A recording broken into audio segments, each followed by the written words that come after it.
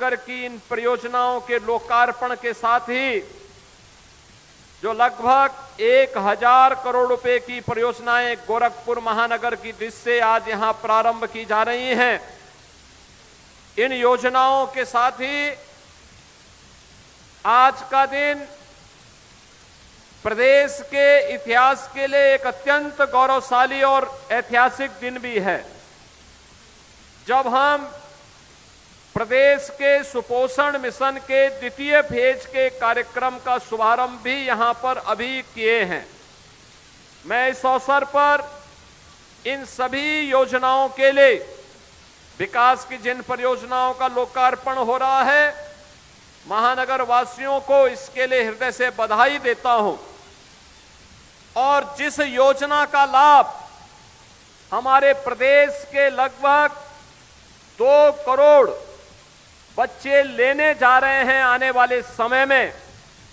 उन सभी के परिवार के सदस्यों को और प्रदेशवासियों को मैं इसके लिए अग्रिम बधाई और मंगल में शुभकामनाएं देता हूं।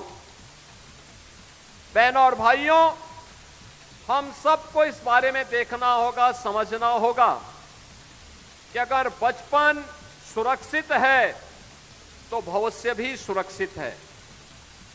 बचपन मजबूत है तो भविष्य भी मजबूत है।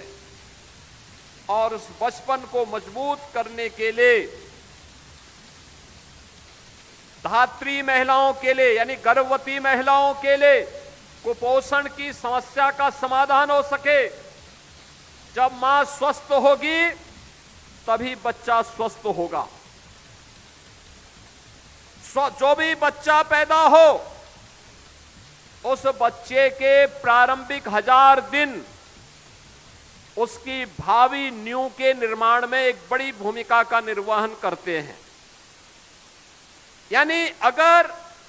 इन 1000 दिनों में देखभाल कर ली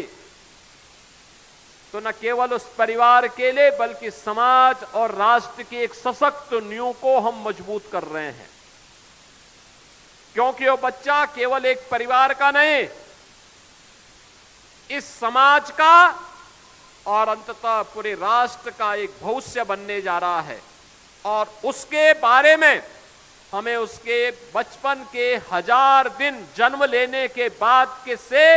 1000 दिन उसकी परवरिश के लिए उस प्रकार की व्यवस्था के साथ उसे जोड़ना होगा। और इसी के लिए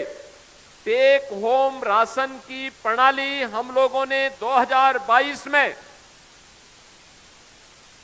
देश के यशस्वी प्रधानमंत्री श्री नरेंद्र मोदी जी के कर कमलों से प्रयागराज में प्रारंभ की थी, जिनमें 4000 से अधिक महिला स्वयंसेवी समूहों के द्वारा प्रदेश भर के तमाम विकास खंडों में ऐसे प्लांट लगा करके जहां पे धात्री महिलाओं के लिए, कुपोषित बच्चों के लिए रेसिपी तैयार होकर के उन्हें अनुपूरक पोषण आहार उपलब्ध करवा करके उनके जीवन को और उनके भविष्य को सुरक्षित किया जा सके, सशक्त बनाया जा सके। जहां पर हम पीएचआर प्लांट से नहीं दे पाते हैं, वहां नेफेड के माध्यम से इस सप्लाई चेन को बनाने के लिए प्रदेश सरकार ने अनेक कार्यक्रम प्रारंभ किए हैं। आज उसी प्रक्रिया का यह द्वितीय चरण प्रारंभ होने जा रहा है। मैं इस अवसर पर पूरे प्रदेश वासियों को, क्योंकि वह जो भी बच्चा होगा वह प्रदेश का भविष्य होगा, अंततः देश का भविष्य होगा, उन सभी के प्रति मैं अपनी हृदय से बधाई देते हुए अपनी मंगल में शुभकामनाएं देता हूं। प्रदेश सरकार ने आदरणीय प्रधानमंत्री जी के मार्गदर्शन में निर्णय लिया कि जब वह बच्चा 3 वर्ष का हो जाए तो उन बच्चों को आंगनबाड़ी केंद्र में 3 वर्ष से लेकर के 6 वर्ष के लिए फिर आंगनबाड़ी केंद्रों में भी उन्हें अच्छा आहार मिल सके। इसके साथ ही वहां पर वह बच्चा खेल खेल में कुछ सीख भी ले, अक्षर ज्ञान भी सीख ले। प्री प्राइमरी यानी बाल वाटिका के निर्माण के कार्यक्रम को भी सरकार ने तेजी के साथ आगे बढ़ाया। आप सोचो राष्ट्रीय शिक्षा नीति जो 2020 लागू हुई, उस राष्ट्रीय शिक्षा नीति के लागू होने के बाद जब 2022-23 में शिक्षा नीति को प्रभावी ढंग से लागू किया गया, ये तय हुआ था कि उन बच्चों के लिए, क्योंकि बेसिक शिक्षा परिषद में भर्ती की आयु 6 वर्ष है, 6 वर्ष के पहले भर्ती नहीं हो सकते, तो 3 वर्ष से 6 वर्ष का वह समय उन बच्चों के लिए महत्वपूर्ण है सीखने के लिए। और उस समय उन बच्चों के लिए क्या किया जाए, तो उनके लिए